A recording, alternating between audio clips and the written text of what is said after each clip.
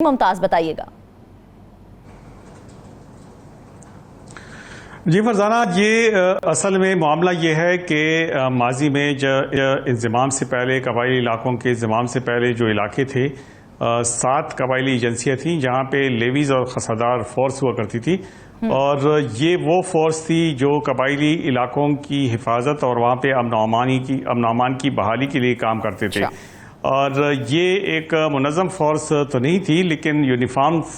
Force ضرور تھی، جو ڈسٹرکٹ ایڈمنسٹریشن، جو اس وقت پولیٹیکل انتظامیہ جس کو کہتے تھے، پولیٹیکل ایجنٹ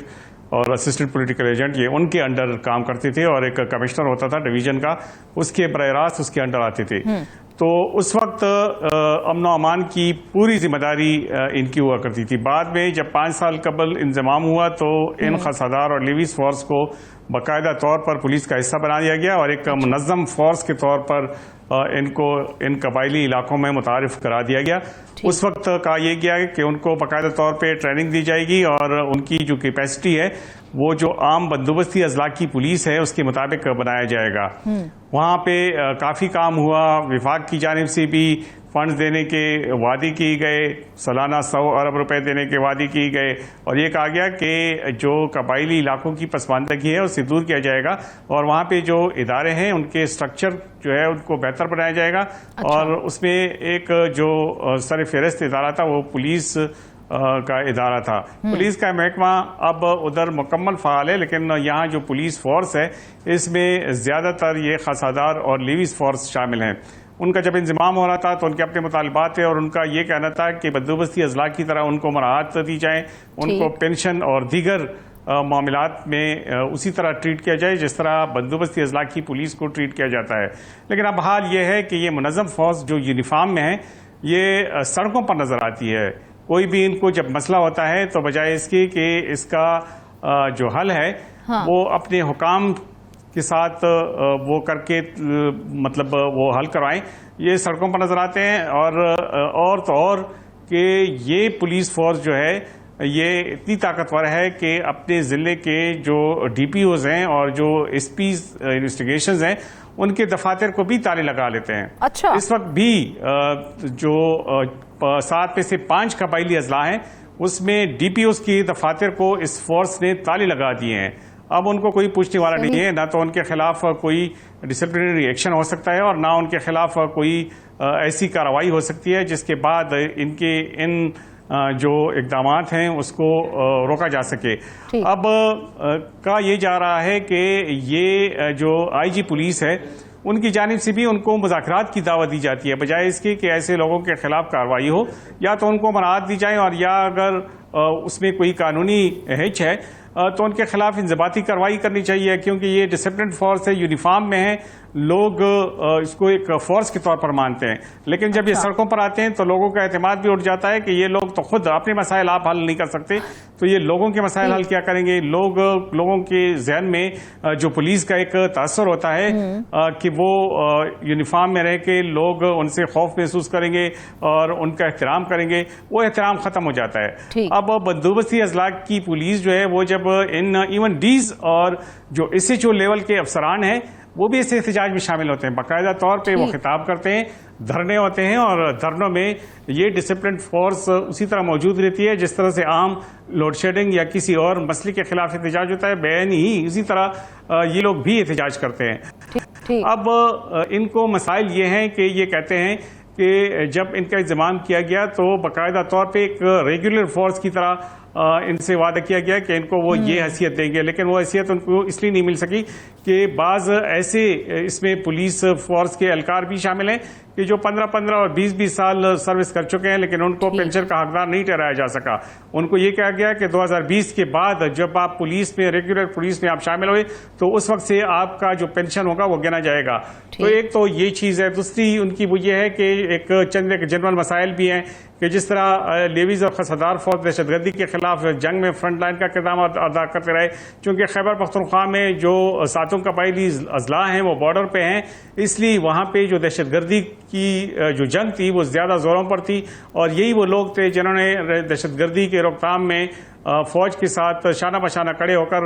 نہ صرف اس کی روک تھام کی بلکہ بڑے پیمانے پر قربانی بھی دی۔ ان کے جو شہداء ہیں ان میں سے بعض ایسی بھی ہیں کہ ان کو ابھی تک پیکیجز بھی نہیں ملے، بلکہ جن کو پیکیجز مل رہے ہیں ان کو کبھی ملتے ہیں کبھی نہیں ملتے۔ یہاں تک بھی کچھ شہداء کی فیملیز ہیں کہ انہوں نے اپنے بچوں کو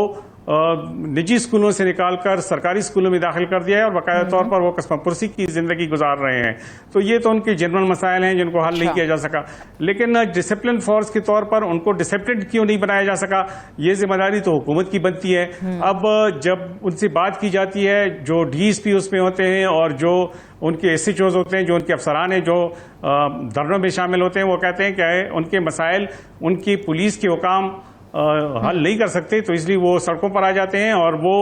پھر یہ پرواہ نہیں کرتے کہ انہوں نے یونیفارم پہنی ہے یا انہوں نے شولڈر پہ کراؤن لگائے ہوئے ہیں۔ اب میں آپ کو فرزانہ ایک بات اور بتاؤں کہ یہاں دہشت گردی کی جو لہر ہے وہ ایک بار پھر شروع ہو چکی ہے، خاص کر جنوبی اضلاع میں جس میں قبائلی اضلاع بھی آتے ہیں۔ اس میں ہوتا یہ ہے کہ رات کے وقت دہشت گرد آتے ہیں، کسی تھانے کو کسی پولیس چیک پوسٹ کو نشانہ بناتے ہیں، ان کے پاس نائٹ ویژن اکوپمنٹ ہوتی ہے جو ان کے پاس نہیں۔ جن پولیس والوں کو یہ اکوپمنٹ دی گئی ہے، اگر ان کا یہ حال ہے، انہیں ریفریشر کورسز نہیں کرائے جاتے، ان کی ٹریننگ نہیں کی جاتی ہے، اور یا وہ پھر ہڑتال پہ ہوتے ہیں یا دھرنے میں ہوتے ہیں، تو ظاہر ہے پھر وہ کیسے ان دہشت گردوں کا مقابلہ کر سکتے ہیں جو ان کی نسبت زیادہ ڈسپلنڈ ہیں۔ اور میں یہ بھی بتا دوں کہ یہ وہ لیویز اور خسادار فورس ہے کہ انضمام سے پہلے یہ بندوقیں بھی اپنے گھروں سے لا کر جو قبائلی اضلاع کی امن و امان اور وہاں پہ جو کارروائیاں ہوتی تھیں وہ خود ہی اپنے طور پہ کیا کرتے تھے۔ اب حال یہ ہے کہ اگر ہم صرف خیبر ضلع کی مثال لے لیں تو وہاں پہ 4000 پولیس اہلکار موجود ہیں، اور تشویشناک صورتحال یہ ہے کہ ان 4000 اہلکاروں کے پاس صرف 1800 بندوقیں ہیں۔ تو اگر کوئی حالات وہاں پہ خراب ہو جاتے ہیں اور ان 4000 اہلکاروں کی ضرورت پڑتی ہے تو ظاہر ہے وہ پھر ڈنڈوں سے 2200 اہلکار جو ہیں وہ پھر ڈنڈوں سے تو اس کا مقابلہ نہیں کر سکتے۔ اب یہ حکومت کی سوچنے کی بات ہے کہ نائٹ ویژن جو اکوپمنٹ ہے وہ تو ایک طرف رکھیں، کم از کم ان کو وہ رائفل تو دیں کہ اس سے وہ اپنی حفاظت تو کر سکیں۔ تو یہ صورتحال ہے۔ اور دوسری بات یہ کہ ان کے جو مسائل ہیں وہ بھی کچھ عجیب سے ہیں، اور ان کے جو مطالبات ہیں وہ بھی کچھ عجیب سے ہیں۔ وہ کہتے ہیں کہ ان سے جب انضمام ہو رہا تھا اور پولیس فورس کو جو خسادار اور لیویز فورس ہے اس کو باقاعدہ طور پہ ریگولر کیا جا رہا تھا اور باقاعدہ طور پہ اس پہ قانون سازی بھی ہو چکی ہے، تو اس وقت ان سے یہ وعدہ کیا گیا کہ ہر ضلع میں ڈی پی او اور ایس پی انویسٹیگیشن کے علاوہ کوئی افسر، کوئی جو پروونشل سروسز کا ہے یا فیڈرل سروسز کا ہے، وہ افسران نہیں آئیں گے، کوئی ایس پی آپریشن وہاں پہ نہیں آئے گا، بلکہ وہ ان کے اپنے افسران پروموٹ ہو کے اس میں جائیں گے۔ اب ڈی ایس پی اور ایس ایچ اوز اور جتنی بھی دوسرے رینک کے افسران ہیں وہ اس انتظار میں کہ ان کی پروموشن ہو۔ ممتاز، ڈی ایس پی مظہر خان کا موقف آپ نے سنا، ان کا بھی یہی کہنا ہے کہ ہمارے ساتھ سوتیلی ماں والا سلوک کیا جا رہا ہے، اور اب اگر مذاکرات ہوں گے تو وہ اعلیٰ سطح مذاکرات ہوں گے جس میں ہماری جو جائز مطالبات ہیں انہیں سنا جائے۔ کیا کہیں گے آپ؟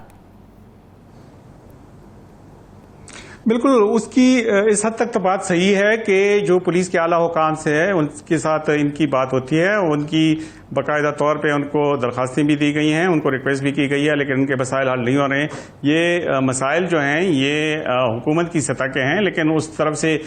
تاحال جو ہے کوئی کسی قسم کی ان کے ساتھ کوئی وعدہ نہیں کیا گیا ہے، اور نہ ہی ان مسائل کے حل کے لیے کوئی سنجیدہ کوشش کی گئی ہے۔